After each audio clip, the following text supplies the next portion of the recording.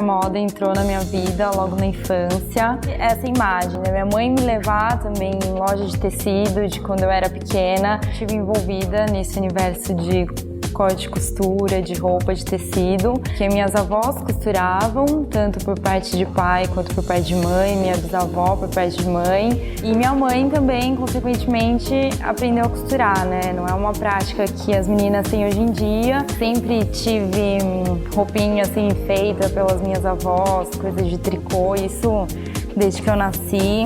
Vi máquina de costura na minha casa, carretel de linha, tesoura, todas essas coisas para mim sempre foram muito comuns. E assim a moda fez parte de toda a minha infância.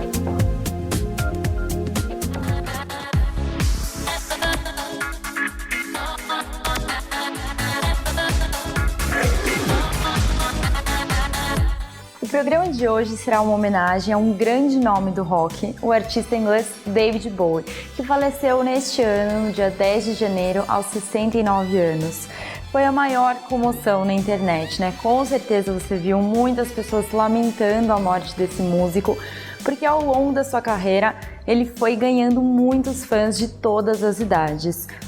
O auge da sua carreira, quando ele mais bombou mesmo, foi na década de 70 e 80 e com certeza ele fez muito sucesso pela imagem extravagante, por toda a sua ousadia. Who are you? Life is too short for questions. Well, what are you? I can see you're trying to invent something. Who are you? Better yet, explain yourself. I can't explain myself, I'm afraid, because I'm not myself, you see. Anyway, explanations take such a dreadful time. I can explain you. E em janeiro de 2014 teve uma exposição no Museu da Imagem e do Som de São Paulo dedicada exclusivamente a ele. Foi uma exposição enorme que tinha muitas salas, muitas etapas e que tinha muita fila porque fez o maior sucesso. Nessa exposição tinham tanto manuscritos dele, mas a parte do figurino era enorme. Eram muitas salas com essas vitrines e todos esses figurinos que chamavam muita atenção. Era assim, um espaço infinito. E para conseguir ir na exposição teve muita fila, tinha que chegar cedo e não é à toa, gente, porque os figurinos dele eram realmente incríveis e ele tinha uma ligação muito forte com a moda. E nessa ligação dele forte com a moda, né, ele trabalhava muito esses figurinos, ele dava muito valor a isso, fez parceria com muitos estilistas, mas ele não ficou só aí na moda e na música, ele também teve uma grande participação no cinema, olha só.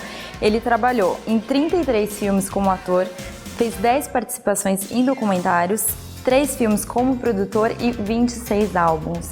Então, né, uma carreira aí muito rica e, inclusive, um dos estilistas com quem ele fez parceria foi o Kansai Yamamoto. Ele tinha uma relação muito forte com a moda oriental e, nas criações desse estilista, o que ele mais se apropriou foram os kimonos avant-garde, as peças volumosas que eram muito fluídas e tinham muito o estilo do Bowie e as roupas femininas, né, porque um fator marcante em relação aos figurinos dele eram esse look andrógeno. Então houve uma quebra entre a diferença entre as roupas femininas e masculinas. Olhando aí os looks que a gente está passando dele, dá para reparar que não tem muito essa coisa do look masculino. Fica um pouco essa dúvida e essa é uma característica muito marcante do figurino dele. E bom, eu tô falando aqui que ele é um nome muito importante da história da música, que ele tem toda essa relação muito forte com a moda, com os figurinos dele. Falei do teatro. Bom, ele era muito bom em todas essas áreas e como é que ele podia juntar tudo isso, né? Chegou um momento da carreira dele em que ele resolveu que ele gostaria de unir o teatro e a música. E como ele poderia fazer isso? Porque até então ele estava fazendo todas essas, atuando nessas duas áreas de forma separada, então ele resolveu criar personagens para ele, que funcionavam como um alter ego. Então ele interpretava, ele incorporava esses personagens que ele criava em todos os momentos, especialmente no palco, é claro. Mas essa interpretação não vinha a partir somente do look, do figurino que ele usava.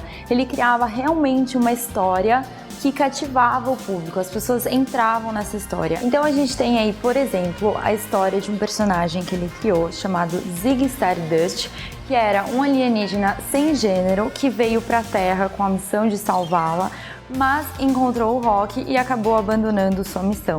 Então esse foi um dos personagens que ele incorporou, e daí tinha todo o figurino que tinha essa história aí de um look mais andrógeno, já que era um alienígena sem gênero, e que ele foi incorporando esse personagem, incorporava no palco e o público acabava acreditando mesmo nisso, né? What is it? Scabrous or dangerous or interesting or exciting? It's very sexy. Aí chegou um determinado momento que ele achou que ele começou a ficar um pouco confuso, porque ele não sabia se ele era o personagem, se o personagem era ele ou se era todo mundo a mesma coisa, e ele acabou abandonando esse personagem. Mas depois de um tempo ele já encontrou um outro, mudou para um outro, enfim. Isso é uma outra característica forte da carreira dele, né? Essa incorporação de personagens para ele atuar, e assim ele conseguia misturar o teatro, a música e a moda. E ao longo dos seus quase 60 anos de carreira, ele assumiu diferentes looks e diferentes estilos. A gente tem, por exemplo, que entre 62 e 68, que foi aí no início da sua carreira na música, ele fazia parte de um grupo chamado Mod. Esse grupo se vestia de um jeito bem certinho, nada a ver com o estilo do Bowie que a gente viu aí ao longo da sua carreira. Trajes eduardianos, cabelos pomposos. Esse grupo tinha muita influência aí do rockabilly, eles frequentavam pubs, andavam de Vespa, de lambreta, enfim. Era um look bem aí certinho, que não tem nada a ver com essa imagem que a gente tem do David Bowie hoje em dia, né? Essa figura que ficou desse artista pra gente não tem nada a ver com isso. E esse estilo, esse grupo só acabou caindo quando surgiu a psicodelia e o estilo dos hippies. E logo em seguida a gente tem aí o surgimento desse personagem que eu comentei com vocês, que era o Ziggy Stardust, que era um alienígena com uma pegada mais oriental, e em seguida a gente tem a evolução para um outro personagem, que era o Aladdin Sane. Dentro desse personagem, ele conseguiu trazer referências da pop art para o rock e criar um visual mais glam. Isso é, usar saltos, cílios postiços, muito brilho, um look bem diferente de quando ele fazia parte daquele grupo Mod, né? Foi assim uma grande evolução no estilo dele, características muito diferentes. Então ele passou lá dos terninhos italianos para esse look andrógeno, desse look mais glam que tinha aí salto alto, tinha de tudo. Então era um grande carnaval, né? Já era uma grande mudança. I tell you what was even funnier though was getting my band to put the clothes on, because my band were all from Yorkshire. So these guys all came from Hull, you know, we're going to play a rock and roll band, they like the songs and all that. And I said, yeah, it's great. So, do you want to see what we're going to wear? Oh yeah, right. Okay. No way. Not bloody right, I'm not putting that on. I said, no, believe me, you look great. It'll really suit you. Yeah, right. And so I don't know how I did it, but I managed to talk them into doing it. And a couple of nights later, we'd done a couple of shows, and all these girls were all over them. And suddenly the dressing room procedure was really different. It's right. Who's got the blush? Hey, Trevor, have you finished with that mascara? It was a phenomenal thing. Amazing. A little bit of eyeliner. Logo em seguida surgiu um outro personagem que já tinha um look aí bem diferente novamente, que era o Halloween Jack, que tinha uma pegada bem dark, eram looks bem escuros, e assim ele lançou a semente do punk. E depois de toda essa expressividade, ele caiu aí num look inglês que era um estilo já um pouco mais parecido com o do grupo Mod, que foi aquele primeiro que eu falei, que já era uma coisa um pouco mais sóbria em relação a todos esses estilos mais extravagantes pela qual ele passou. E depois disso, ao longo aí desse restante da carreira dele, ele foi indo e voltando em diferentes estilos, se apropriando de tudo pela qual ele já tinha passado, e assim ele foi num estilo desse vai e volta aí da década de 80 em diante.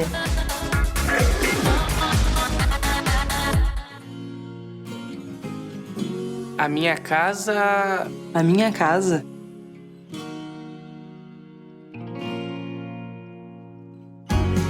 A minha casa tem que ter alegria. Tem que ser sem hora pra ir embora. Tem que ser muito moderna. Tem que ser cheia de vida. Tem que ser compartilhada.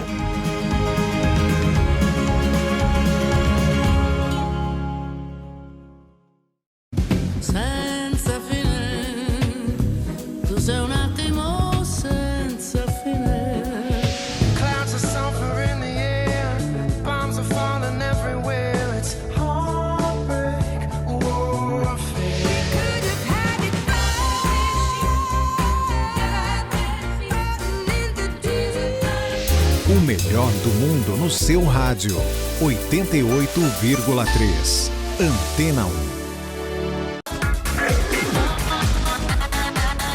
E aproveitando que eu tô falando sobre música hoje, agora eu vou fazer um top 5 dos artistas aí do rock mais bem vestidos ou que tiveram aí um estilo bem interessante, na minha opinião.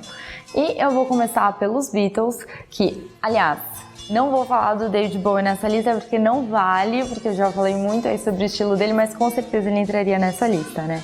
Mas falando aí dos Beatles, que é uma banda inglesa, que no começo da carreira deles, eles eram bem novinhos e eles tinham esse estilo mais certinho, mais assim, garotos ingleses mesmo. Eles usavam sempre terno, camisa, calça, mas ao longo da carreira deles, ao longo da vida, eles foram ficando mais velhos, o estilo deles acabou mudando bastante. Mas eles influenciaram muito, mesmo com esse estilo mais certinho, eles influenciaram muito os outros garotos da época que eles estavam aí bombando, principalmente por causa do cabelo que eles usavam, que era aquele cabelo mais certinho. Chegaram até a criar peruca, porque as pessoas queriam usar aquele mesmo corte de cabelo, aquele mesmo estilo. Eles influenciaram também em relação aos ternos sem colarinho que eles usavam, que é aí um item muito marcante do guarda-roupa, do figurino deles, né? É um item muito conhecido que quando você vê, você já bate o olho e já lembra deles, que eram esses ternos sem o colarinho, que já bem diferente do terno tradicional que os meninos ingleses usavam. E eles passaram muito tempo nesse estilo mais certinho. Mas, como eu falei, conforme eles foram ficando mais velhos, tiveram outras influências, o estilo deles foi mudando.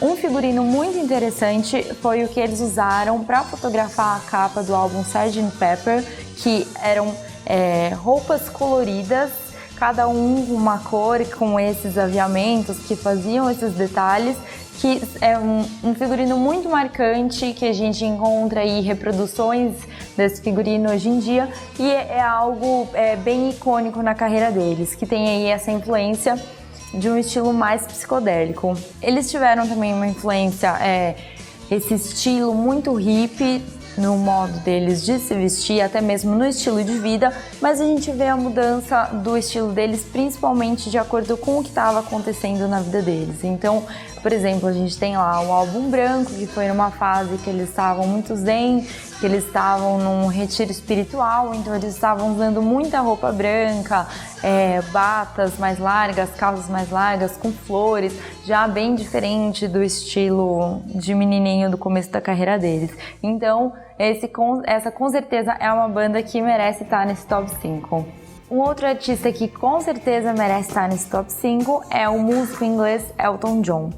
No começo da carreira dele, ele apostava em figurinos bem extravagantes todas as vezes que ele ia pisar no palco, que chamavam muita atenção e foram muito marcantes. Ele fez inclusive parceria com muitas marcas famosas, marcas grandes mesmo aí da história da moda, que com certeza queriam aparecer aí e fazer parte dessa atuação dele no palco. Então a gente tinha figurinos que tinham muita pluma, muito brilho, sapatos de salto, tudo bem extravagante mesmo. Aí foi passando o tempo, ele foi ficando um pouquinho mais básico, mais ou menos, né? Ele usava aí ternos coloridos, já era uma coisa assim, menos fantasia. Então ele começou a apostar em ternos coloridos, mas sempre com ou algum sapato de salto com plataforma ou algum óculos colorido, que é inclusive um item muito marcante do figurino desse músico, né? É algo que faz a gente pensar muito no Elton John, sempre esses óculos coloridos, ou pequenininhos ou bem grandes, com aplicações, enfim. Aí foi passando o tempo, ele deixou essas plumas e toda essa salto assim de lado, mas ele nunca deixou de ser uma figura bem marcante, né? Era, não, só terno, mas daí era um terno todo estampado, um tecido estampado, ou que tinha aí uns aviamentos coloridos. E hoje em dia ele já tem um look um pouco mais sóbrio, né? Ele fala que a idade foi chegando e ele foi deixando esses looks mais chamativos e que tem uma cara de fantasia de lado. Mas, né, também não é assim, não é porque é preto que o look fica básico, né? São sempre ternos com uma modelagem diferenciada, enfim, não deixa de ser o Elton John, né? Não é mais o Elton John do começo da carreira, que usava praticamente uma fantasia para subir no palco, mas são sempre looks bem marcantes. Então, esse é outro artista que merece estar aqui nesse top 5. E agora vamos colocar aí uma mulher no nosso top 5, né? Outro estilo bem interessante é o da cantora Courtney Love, que no começo ela tinha uma pegada bem grunge, que no caso é um estilo mais desleixado, que tem até uma cara um pouquinho assim mais masculina, porque são peças mais largas, mais rasgadas, uso de bastante xadrez. As pessoas que faziam parte desse estilo tinham até, a gente brinca que tem até assim um aspecto de uma coisa mais sujinha, que parece que as roupas estão um pouco mais sujas, porque é uma coisa bem largada. E depois disso a gente tem a evolução pro glam, que é uma coisa já assim, roupas mais justas, com um pouco mais de brilho, nada muito extravagante, mas um pouco mais de brilho, peças já mais justas. Então é bem assim, o contrário do grunge, né? Inclusive, em 2012, já faz aí um bom tempo, mas em 2012 ela lançou uma coleção que tinha um ar, que tinha uma mistura assim de um rebelde, de um ar mais rebelde com um ar retrô, que inclusive é inspirado, né, no estilo dela. Então dá pra gente falar aí que tem sempre essa pegada um pouquinho mais retrô, mas sempre aí com essa essência rebelde. Outro músico com um estilo muito interessante que eu acho que vale a pena comentar aqui é o Mick Jagger, porque ele fazia uma mistura muito interessante entre as peças que ele usava e que eu acho que criaram um estilo bem marcante. A gente vê muita calça skinny nas produções dele e a gente vê também muita camisa, mas assim, falando assim, calça e camisa fica parecendo uma coisa básica, mas sempre apostando em alguma estampa ou em alguma cor, nada muito extravagante. São listras um pouco mais largas, detalhes que faziam com que essas peças fossem mais marcantes. E o interessante também é que ele sabia fazer uma mistura entre essas peças mais masculinas, né, as calças e as camisas, mas também sabia trazer itens que têm uma pegada um pouco mais feminina para as produções, né, como por exemplo um casacão todo de pelo, sem nada por baixo e só uma calça skinny. Então o estilo dele com certeza é muito interessante. E agora, para terminar o nosso top 5, eu vou finalizar ele com o Freddie Mercury, porque eu acho que o estilo dele é muito marcante. Isso é algo que eu gosto muito, que eu acho muito interessante, quando um artista, uma personalidade, uma pessoa famosa consegue criar um look assim, que é tão marcante que quando você vê uma outra pessoa tentando reproduzir, imediatamente você já pensa naquela pessoa, né? Então, essa estética assim de um bigode preto bem grande, bem marcante, com certeza faz com que a gente pense no Freddie Mercury, né? Nos anos 70, ele seguia um look mais glam, como eu falei aí da Courtney Love, mas em seguida ele já adotou um look que tinha uma pegada mais masculina, que a gente tem aí a imagem dele com aquela jaqueta amarela, que é bem icônica do figurino dele, o bigode bem marcado aí e calça e regata aí mais justa. E é até engraçado, porque nessa época aí dos anos 80, quando ele estava assumindo esse visual mais masculino, ele apareceu aí, a banda toda apareceu em um clipe, todos vestidos de mulher, e exatamente nessa época em que ele estava assumindo esse look, né? Até bem contraditório, parece que ele vestido de mulher com aquele bigode parece que só reafirmou ainda mais esse estilo que ele estava adotando. Diniz Assessoria Empresarial. Confiabilidade, credibilidade, agilidade, tecnologia e as melhores soluções na prestação de serviços empresariais. Infraestrutura e equipe especializada e altamente treinada para atendimento de pessoa física e jurídica. Você direciona toda a sua energia para a sua empresa e a Diniz Assessoria cuida de tudo o que você precisa para uma gestão financeira tranquila, segura e confiável para o seu negócio. Diniz Assessoria Empresarial. a Luxe Iluminação. Uma loja completa, do clássico ao moderno. Tudo para a iluminação da sua casa ou empresa. Equipe de profissionais para desenvolver o melhor projeto e atendimento técnico para os arquitetos. A Luxe Iluminação, a sua melhor opção em iluminação. Avenida Caribe 400 no Campolim. Telefone 3357-6057.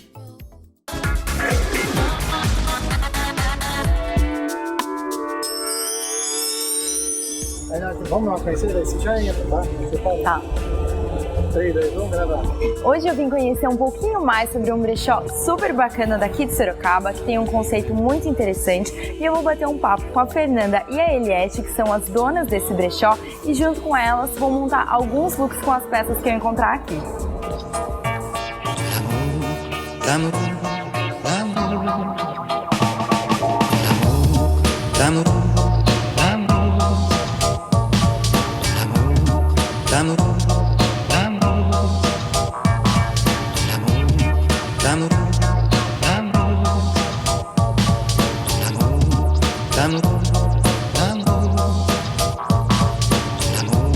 E aí, desde quando você tem o brechó? Como começou? O brechó começou faz uns 2 anos e foi uma história muito louca porque minha mãe, ela vinha toda vez com uma sacola com garimpos e eu perguntava, nossa, o que é esse monte de coisa, né? Daí ela falava, um dia eu vou ter um brechó. E ela ia garimpando e foi acumulando. Daí teve um dia que a gente resolveu montar, que eu comecei a costurar também. Eu atendia meus clientes lá, a gente montou na minha casa mesmo. E foi tipo isso, daí fomos convidados a fazer um bazar na Ocupação La Paz, não sei se você chegou a conhecer, de 3 dias. E acabamos ficando 1 ano e meio lá. Porque isso que eu ia perguntar, porque era lá, né? Eu lembro de ter algumas vezes quando era lá. Daí fechou. Ah, você chegou a conhecer? Que legal. O que você acha sobre a opinião que as pessoas têm do brechó? De como era 2 anos atrás e como é hoje em dia? As pessoas aqui no interior ainda têm a mente um pouco fechada por conta do preconceito, né? Tem a visão que a roupa é uma roupa suja, enfim. E a essência não é bem essa, né? Se você for parar para analisar os verdadeiros brechós, o conceito sério, assim, é apaixonante. Eu sou apaixonada. E como vocês garimpam essas peças? Vocês vão em outros brechós ou as pessoas vêm aqui para vender as peças? Como funciona? A gente procura, a gente vai em outros lugares. Em São Paulo, vai em algumas cidades aqui do interior mesmo, bazares menores. Mas as pessoas vêm até vocês também? Vêm, só que às vezes trazem coisas que não tem nada a ver com o estilo da loja, coisas com estado péssimo também, daí não...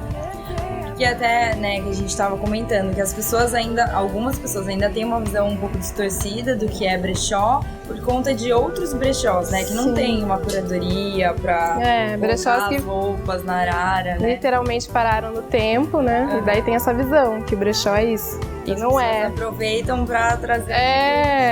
Daí traz qualquer lixo. E acham. E acha que tá lindo, né, que você tem que comprar ainda. E você é adepta de brechósa? Bastante tempo. Você compra? Gosto. Que Sempre legal. Sempre gostei. Porque eu gosto muito, sempre gostei muito de tentar achar coisa no guarda-roupa da minha mãe. Só que minha mãe, ela, tipo, passou o tempo assim, ela, não quero mais. Enjoa. Foram poucas coisas, assim, bem diferentes e antigas que eu consegui pegar do guarda-roupa dela. Bolsa da minha avó, essas coisas assim, eu sempre gostei muito. E você não acha, né, a coisa que... Hoje em dia até acha, né, algumas coisas em loja, né, produtos novos que tem uma cara, assim, mais de antigo, né? Releituras, né? Mas... As relíquias originais mesmo, só em brechó, né? E há uns anos atrás não tinha, né, nem essas releituras, não tinha nada. Então eu sempre gostei e não tinha muito pra onde comer, né, só brechó mesmo. Então eu fui em alguns em São Paulo pela primeira vez, daí aqui em Sorocaba, mas, né, acaba não tendo tanta opção. Eu tento ir buscando na minha família mesmo. Que legal. São Paulo tem vários, né, bem legais. Bem mais altos. Eu falo que eles sabem o que eles estão vendendo, Sim. né? Eles sabem muito bem. E quem vai em brechó lá Naqueles mais conhecidos também, né? Sabe que tá comprando. Sim, tem uma informação, né? Sim. Entende da peça. E eu também acho muito legal isso assim de brechó pra gente ver o quanto algumas peças duram, né? Bolsa principalmente, tem bolsas super antigas que eterno. Dá uma limpada, às vezes tem que mexer uma coisa ou outra e parece que tá nova, né? Enquanto as peças de hoje em dia, dos fast fashion aí, não duram nenhum ano, né? Duram. Compra, lavou. E o preço é exorbitante, né? Sim.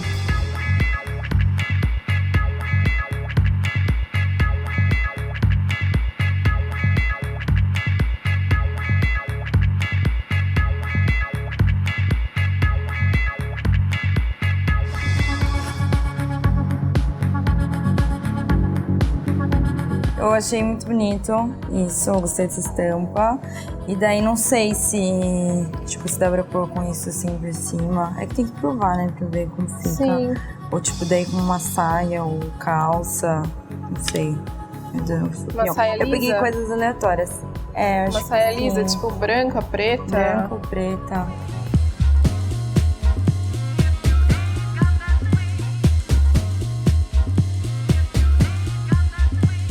O garimpo é uma coisa muito prazerosa para mim. É uma coisa assim que me satisfaz. Cada estampa diferente, cada estampa que eu nunca vi, porque eu penso, nossa, esse aqui é maravilhoso, o pessoal vai gostar.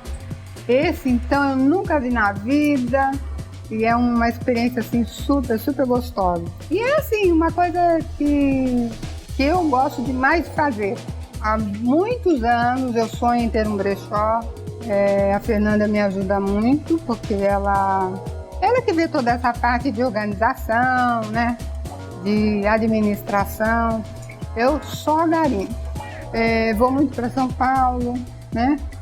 Em Tatuí tem um brechó que eu acho, um bazar que eu acho muito interessante.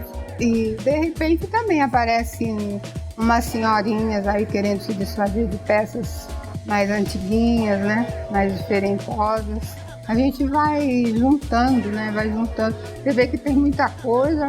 A gente está sempre fazendo promoções para colocar coisas novas. E a gente fica feliz porque o pessoal gosta muito. E é interessante. Um não gosta, o outro adora aquela peça.